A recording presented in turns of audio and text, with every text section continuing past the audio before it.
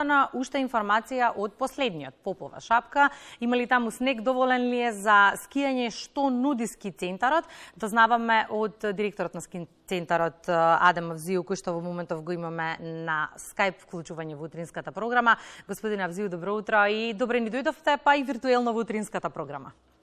Добро утро, добро ве најдов виртуелно.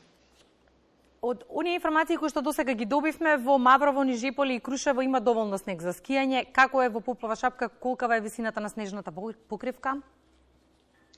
Да, ние последниве денови, последните врнежи на снег што ни беа во планинава, стигна негде до 22 сантима снег, кој што мисливме дека е доволно за да почнеме да продолжиме со скијачката сезона.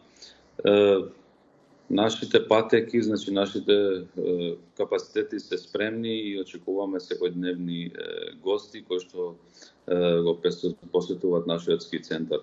Се е во добра кондиција и на располагање на скијачите. За жал споменавме дека децата и родителите не можеа да го искористат, зборувам за скијање, периодот на зимскиот распуст.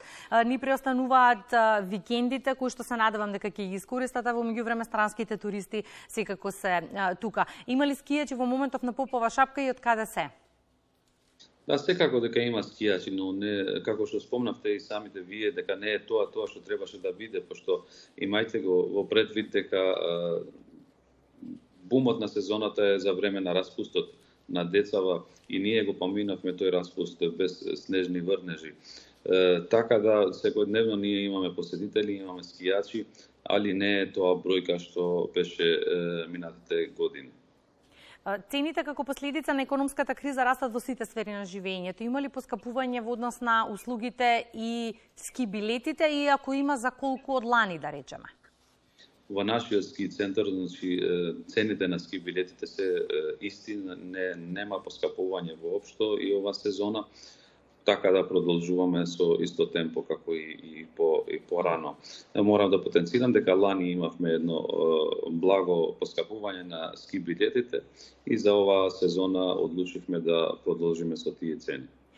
Особено важно за еден ски центар е да има снег, но по завршувањето на скијачкиот ден секако потребна е дополнителна понуда која што ќе им го задржи вниманието на посетителите. Се работи ли, господине Авзију, на оваа тема, се унапредува ли понудата и што во кој сегмент се?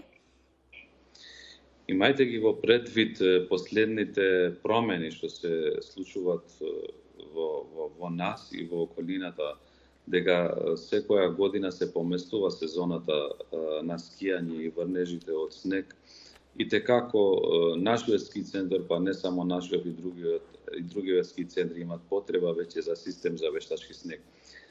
Ние веќе работиме на таа тема, ние сме веќе дел од некои си преговори за стратешка инвестиција за да можеме да понудиме што е можно повеќе во нашиот ски центар и да ја зголемиме нашата понуда за посетителите и во другите области, не само во скијањето. Ако ги прашате љубителите на зимските спортови, веројатно ги сакаат сите ски центри низ Македонија, но велат Попова шапка ги има едни од најубавите терени во Македонија. Меѓутоа, за да останат таму, секако потребни се и сместувачки капацитети. Лани, во гостувањето кое го имавте во утринската програма, зборувавме на оваа тема, ни спомнавте дека секогаш е потребно легло плюс. Имаме ли годинава сместување плюс?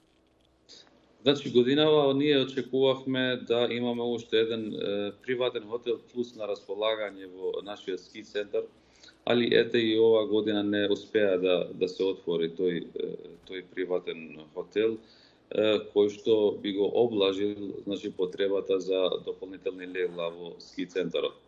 Посетоноста е зголемена во ски центарот, фалат легла и како, значи, реално имаме потреба за дополнителни инвестиции, за дополнителни легла во центар.